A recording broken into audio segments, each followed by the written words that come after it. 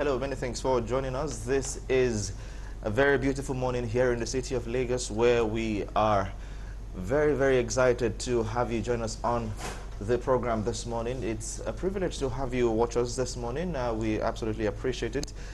Today being the 18th day of the month of June 2022 happens to be the Judgment Day in a particular part of the southwestern part of Nigeria. We'll talk specifically about the Ekiti State election, Ekiti State gubernatorial election, where Ekiti and citizens of that particular state have to decide who will be their governor for the next couple of years. And we believe that just as this program started yesterday, we believe that on the program here, you are going to get enough perspective as to how things will play at the Gubas this season.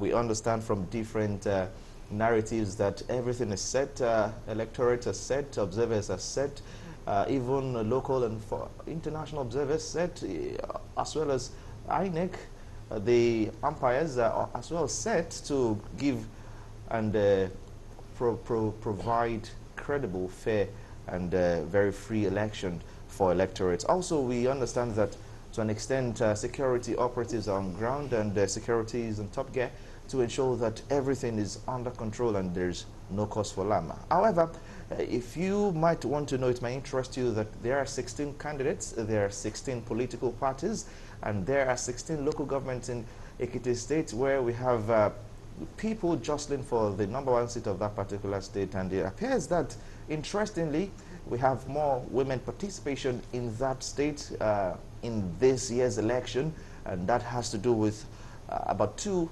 female contestants running for that seat, two female contestants, and we have 7 running mates for other contestants that are also male. I believe this has been the highest of participation we've seen from the women folk, particularly in the Ekiti State election.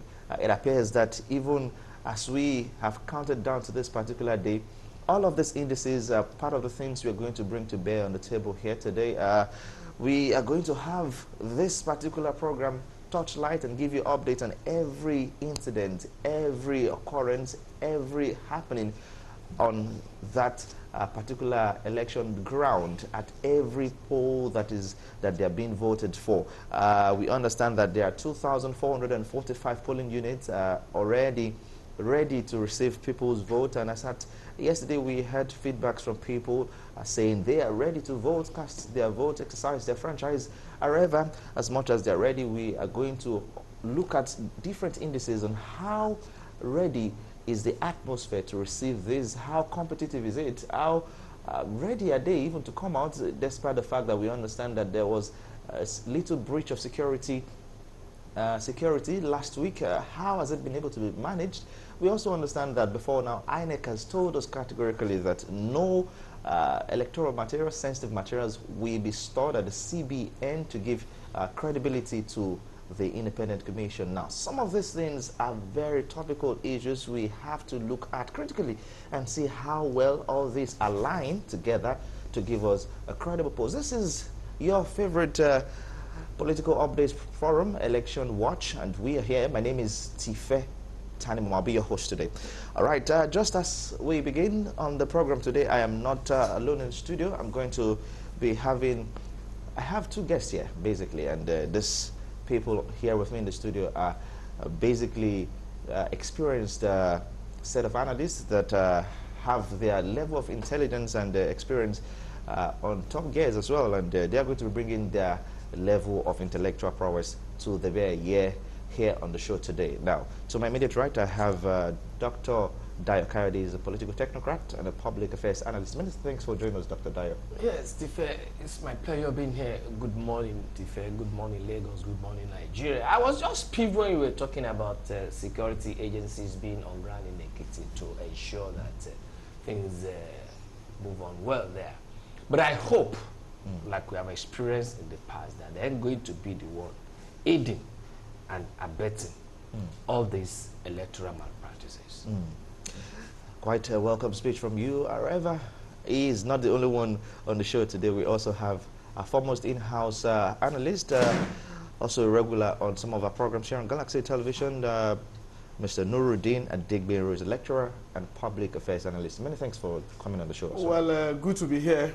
And, well, Ekiti is one of the smallest states in the country, but politically, is one of, in fact, is the only state that has never had a governor that will run 2 tenures concurrently.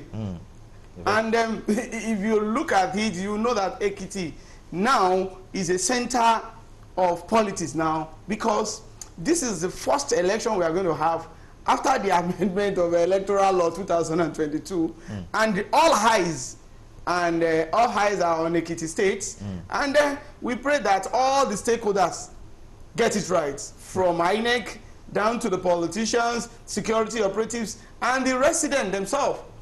So, and that is the thing. So, but one thing there is that some certain things will not change. That one is very, very certain. But Nuruddin, it's going to be a kind of a litmus test to INEC, headed by Professor Yakubu, because in Yoruba, they always say that Ojutuba ma ba ni kale, Intaro shaping in Ekiti language, Ojuka ba ni kale, shaping latoro. That is to say, the eyes that will be useful to you by evening, by morning, it will be giving you some sign of defect. So I pray that INEC will be up to their game and ensure that they use this Ekiti election and then the consequent Osun election as a litmus test to what we are going to face come 2023. All right, just as you've likely said, this is going to be the first election to take place after the assent to the new Electoral Act into law now, and we understand that a lot of provisions have been captured in that new mandate, and it appears that some of the things that played out in the previous election, that's talking 2018 election, we understand that some of them have been addressed in the electoral law, and we are just waiting to see how well they are being put to practice now, not just on paper, and how well they are being put to practice. But gentlemen, let's begin our conversation this morning from this angle. We understand that there are 16 candidates, 16 aspirants now. This is a lot for a state as, I wouldn't say small, but relatively small in this part. I don't even agree with you. But relatively small in this, relatively small in the look of things compared with some other part of the country. But 16 candidates coming to jostle the position of the first citizen of that state. Is that not too much?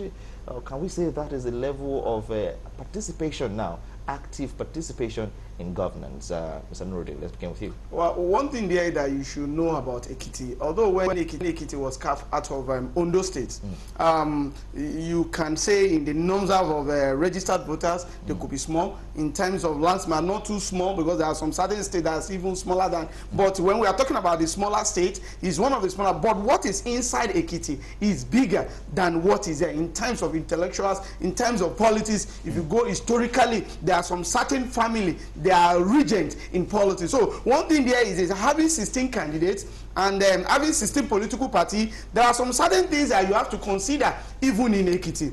If you look at the historical perspective, that although the state was founded in 1996 under General Sani Abacha, but from that time, you'll be able to know that politicking, judiciary, really play a major role in Ekiti State. And that's the reason why you'll be having, in gubernatorial candidates, you have 14 male candidates, while you have 2 female candidates as a gubernatorial candidate. But deputy, you have 9 male and 7 female. It shows that in terms of intellectual capacity and capability of the women, even in Ekiti State, it has shown that based on the statistics on ground, the number of the deputy governorship candidates that they have across the 16 local government, it shows that you'll be able to know that a lot of female politicians that are gearing up in that particular state. And another thing again is that you have to consider is that across all the 177 wards, there are some certain things that are peculiar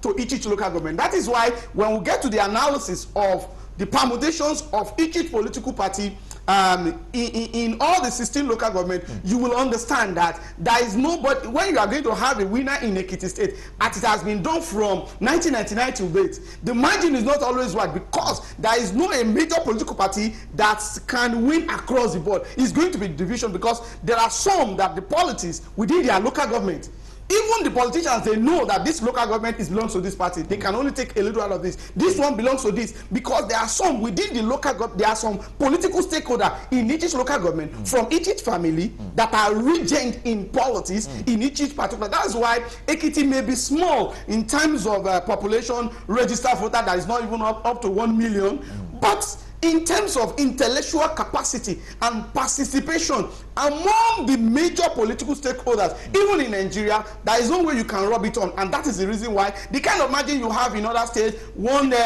governorship candidate winning all the local government, I can bet it, you won't see a kind of situation in Ekiti State because it is divided politically.